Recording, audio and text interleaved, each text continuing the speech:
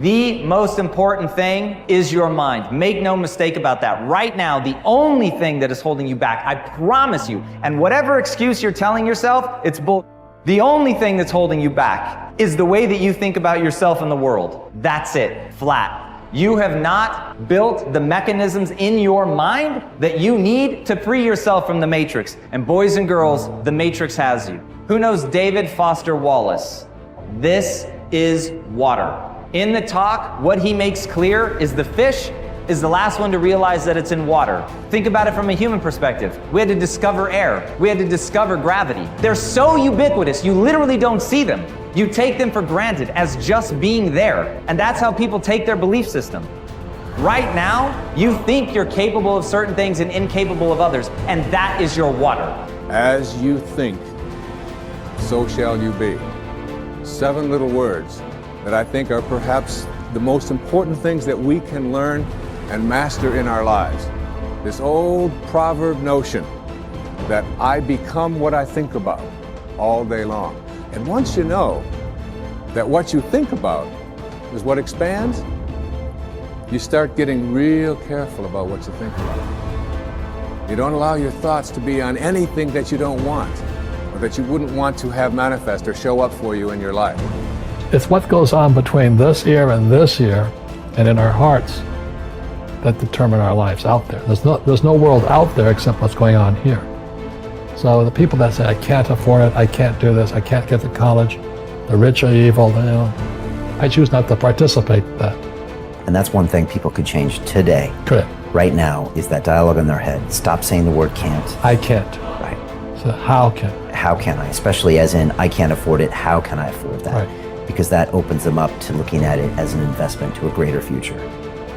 Right. Well, the simple part that most people don't understand is that every thought we think and every word we speak is creating our future.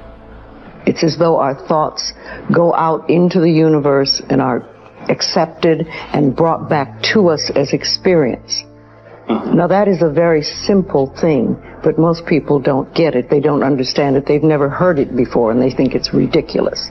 But if you can really accept the fact that every time you think a thought and every time you speak a word, you are literally painting your future, making your dinner, whatever you want to call it, you are creating, and you're creating your own life. And this is simple, but it's not easy to accept. But once you accept it, then you can start deliberately creating what you want in your life. And you begin to be aware of what you don't want in your life and how you are contributing to it. You've got to ask yourself, what's your why? What motivates you? What pushes you? What drives you? And if that thing is internal, if nobody has to call you, if nobody has to prod you, if nobody has to reward you, if nobody has to give you anything, if you are self-motivated and self-regulated, you can have it, you can be it, you can do it. The first thing you want to think about is switching from negativity to positivity. So many people get caught up in focusing on what they don't want to happen in their future, but they start living almost in constant fear of what could go wrong and what won't work out. And when we come from this place of, well, I don't know if I put myself out there, it's not going to work out, and then I'm going to get made fun of, and then I'm going to be embarrassed, and then I'm going to be stressed, and no one's going to love me. And then we go in this rabbit hole and this kind of cycle of fear and anxiety, and that is not how you attract good things in your life. You can't start from your way of being of negativity and fear and expect to attract beautiful things in your life. So we need to eliminate the negative self-talk, and an environment that's easy to get stuck in sometimes can be the negative self-talk. And there's so much negativity in the world, and if you don't actively work to shift your focus, to shift your thoughts in your mind, that negativity will consume you. You have a choice. Do you want to spend your life deciding what you want and what you don't want, and then chasing it outside? Or do you want to sit there and work inside to realize all I really want is the joy and the love, and if I stay open, I can have those. I don't need outside conditions to keep me open. So I make a very important point, because in spirituality it gets mixed up. Spirituality is not about renunciation. There's no renunciation. Renunciation says, I've decided what it is that will make me happy and I'm not going to do it. Well, that sounds rather absurd, right? Spirituality says, it was stupid of me to decide what will make me happy instead of being happy with life, instead of being grateful and turned on by all of the amazing things that are happening in front of me and all the past experiences I got to have. Why don't I just enjoy all that and then come into life filled with love, filled with joy, and give the whole of my being to the moments that are unfolding in front of me? That's what spirituality says. So it's not about renunciation. It's not about things are wrong and things are right. It's about understanding that you did this. You did this with your mind. You set up conditions in which your mind would open and then your heart opens, and conditions in which your mind will close and your heart closes. So basically, you come to the point where you have to decide, do I want to continue letting my past leave impressions on my mind and my heart such that only certain things will open and close me, and then I will spend my life chasing after, manipulating, controlling, conniving, whatever you want, the world around me, so that sometimes it unfolds the way I want? Or do you want to sit there and understand that you're the one who's making these decisions? It's your mind who's setting up the conditions. Why don't you just not do that?